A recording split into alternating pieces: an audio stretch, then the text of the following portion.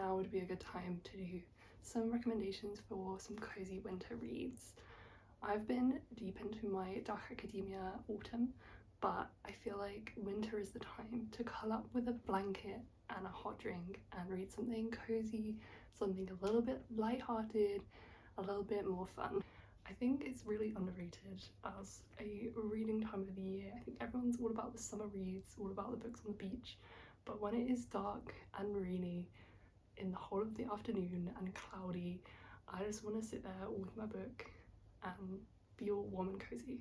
The first book on my list is The Night Circus by Erin Morgenstern. This for me is the definition of a cozy winter read. I think the world of this book is just so enchanting and you just really get absorbed in it. I read this quite a while ago, but I reread it a couple of times since. It's one of those ones that's got very popular recently on BookTok, but it actually came out back in 2011, so I think I probably read it nearly 10 years ago now. The Night Circus is a fantasy that revolves around a magical circus that is only open at night and seems to disappear and reappear without warning. So there's kind of a mystery at the centre of it, even just around the circus, but it also follows the two protégés of two powerful magicians and them growing and learning about magic over the time and kind of infusing that into the circus. What I really enjoy about it though is that the circus for me is kind of like the main character of the book, and you get to see it from a bunch of different perspectives as the book goes on. So you really feel like it really captures what it is to be like a child and go somewhere which is somehow full of magic. I think people have done this book a little bit dirty by trying to market it as a romantasy, because I don't think it really is. In the literal sense, it is a fantasy with romance in it, but I feel like romantasy is, as it is now, what people think of it as, is very much romance first, then whatever other plot or the fantasy is very much a second to that, whereas The Night Circus is very much the other way around, in my opinion. There is a romance plot, but honestly, when I started seeing people remark it as a romantasy, I honestly kind of forgot about the romance plot. It wasn't super relevant for me. I think a lot of the more popular romantasies right now are very much revolved around the romance, whereas this very much felt like a subplot to me.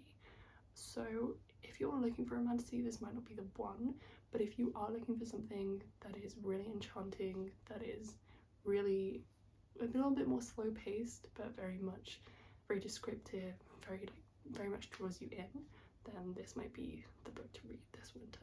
The second book on my list is The Buried Giant by Kazuo Ishiguro. I don't actually own a copy of this book anymore because I read it for a book club, so I borrowed it. But I definitely want to get my hands on a copy of it because I want to reread it, because I read it a while ago now, probably over 5 years ago. So ironically, for a book about memory, I don't remember a lot of it, and that's why I want to reread it. But I do know that it is incredible because everything Ishiguro writes is incredible. He won the Nobel Prize for Literature, and there's very much a reason for that. He's written 8 novels and I've read 5 of them, and all of them were 5-star reads for me. They're all brilliant. He does a really good job of writing, particularly about relationships and society and dealing with complex topics in a really easy to understand and accessible way, and really clever way as well. I think when you reread his books, you definitely always pick up on little details that you maybe missed the first time round. I definitely felt that because I've studied one of his books and I had to read it a bunch of times, and even on like a 4th or 5th read, you're still picking up on like little bits that you missed the first few times. The Buried Giant, I think, is his only fantasy novel. Most of the other books I've read have been sci-fi and dystopia, but I think there's still kind of a thread through this one, which is also about, it asks those kind of what if questions that often people try and answer in sci-fi and dystopia, which is in this case about memory, and particularly long-term memory. The novel follows a couple who set off in hopes of finding their son, who they don't particularly remember because nobody in this world seems to have a long-term memory, or they have kind of selective amnesia. So it's a very interesting type of fantasy where you have the fantasy setting in this like post-Arthurian England, and you also have this fantasy of what if we didn't have long-term memories, and how would we go about building relationships and maintaining those relationships over a long time. So I really enjoyed it. I think it's really, really interesting and I'd love to revisit it. and I think that it's very much the coziest of his novels, and particularly because of the setting. I don't know what it is about winter and fairy tale settings. Maybe it's just the Christmas spirit, but I definitely feel like it's a good time to read those kind of fairy tale books. Which also brings me on to my next pick, which is The Cruel Prince by Holly Black. Now, this is very much what I think of right now as a popular booktube fantasy read. It is a romantasy. I'd say though I've read some of the romances and they really like throw you into the romance, whereas I don't think The Cruel Prince does that as much. It's more of a slow burn. There's definitely romance in the first book, but it kind of builds and grows over the trilogy, the main trilogy. There's also 2 sequels and a prequel now as well, which I haven't got to yet. But I really enjoyed that about it, that it wasn't too forceful with the romance plotline. I love a bit of romance, but I love a slow burn. Give me 500 pages of them like accidental touches and long eye contact and I'm happy.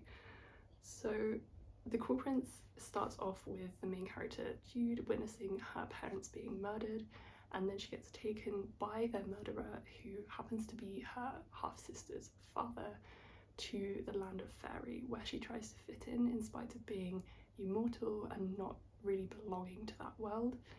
I think one of the things I really enjoyed about it was Jude as a main character. I think she's a really powerful female main character, and I think Holly Black does a really good job of showing her as a very real person. I think some of the books I've read recently haven't done the best job with the female main character, and I haven't really felt like they've had a personality, whereas Jude very much is very powerful and knows what she wants, but also has a lot of faults and is aware of those faults. Particularly as the books go on, she's a bit more self-aware, and I really enjoyed that about it. I also just think the world is really fun. It draws from a lot of myths about fairies that you might already be aware of, and you have this really beautiful fantasy world, but it's also very violent, which works very well for having a complex political intrigue plot, but also having a lot of fun elements which just make it really enjoyable to read. And you feel like even though there's all this violence in this world, you'd kind of want to visit if you had the opportunity. Moving on from the fantasy reads, my next pick is a non-fiction, which is Every Time I Find the Meaning of Life, They Change It by Daniel Klein, with the subtitle Wisdom of Great Philosophers on How to Live. This is kind of a collection of wise words from philosophers that he's collated over his life, and then he kind of delves into what each of them mean, both literally and what they mean to him, and what implications they have for society and people and their relationships. I thought it was a really good introduction to philosophy. If you're kind of interested in philosophy but you don't want to pick up a huge book really getting into the nitty-gritty of philosophy, it was a really nice introduction. I think it's also a good time to read it because as people look towards January and what they want for the coming year, I also think this book is great to pick up and put down. You don't have to sit and read the whole thing, so if you're busy around the festive period or the end of the year, you can also just kind of dip in and out of it. I actually have it as an ebook, so I reread it this year just because I was in a restaurant and by myself and I didn't have anything to read, so I just opened it up on my phone, found that I had it downloaded and just read most of it just sitting in this restaurant. And I think that it's definitely one that I would revisit and I go through and highlight stuff, but it's a really interesting read and really good if you're looking to kind of reflect over the year or look at what you want for the coming year. I have another non-fiction pick as well, which is Crying in H-Mart by Michelle Zauner. If you don't know who Michelle Zauner is, she writes music under the name Japanese Breakfast, and I'm a huge fan of the music that she writes. It's really good. I'd recommend going to listen to that as well. But as someone who writes beautiful lyrics, she also writes a wonderful memoir, which was a 5-star read for me. I actually did read it in winter. It came out I think at the end of the year, a couple of years ago. I remember distinctly reading it around New Year's and crying so much because it is very sad. It revolves around her life, particularly as her mum is dying and then dealing with the grief after her mother dies. but it also talks a lot about kind of coming of age, growing up biracial in the US, and her mother being her connection to her Korean identity. And it also talks a lot about food and the way that her and her mother bond over food, and how she feels that connection to Korea through the food that her mother cooks for the family, and which she learns to cook as well from her mother. So whilst it is very much a sad read, it's also really, really beautiful, and it has that kind of coziness, I think, in the theme of family and relationships, and kind of growing up and learning as a person. My final pick for this list is a book I haven't read yet, which is The Atlas Six by Olivie Blake. I feel like Olivie Blake is literally everywhere right now. She just keeps bringing them out. So I'm definitely intrigued to start reading that one. I feel like I've been recommended it a lot. I also felt like I just couldn't make this list without recommending a dark academia book, or talking about dark academia books, because I just can't get enough of them right now. I'm not sure how cozy it's going to be, but I do feel like dark academia is just the right vibe for this time of year as well. I also saw, when I was looking up stuff about this book, I saw a review which just said it has more vibes than plot. I feel like that's really the kind of book I want to read at this time of year. Like, I just want the good vibe. I want a lovely fantasy world. I want beautifully described characters. I don't need something super fast paced. I'm happy to sit back and just enjoy the words on the page.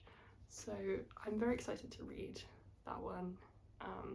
It follows, if you haven't heard of it, I feel like a lot of people have heard of it already, but if you haven't, it follows 6 powerful young magic users who have the chance to join the secretive Alexandrian society.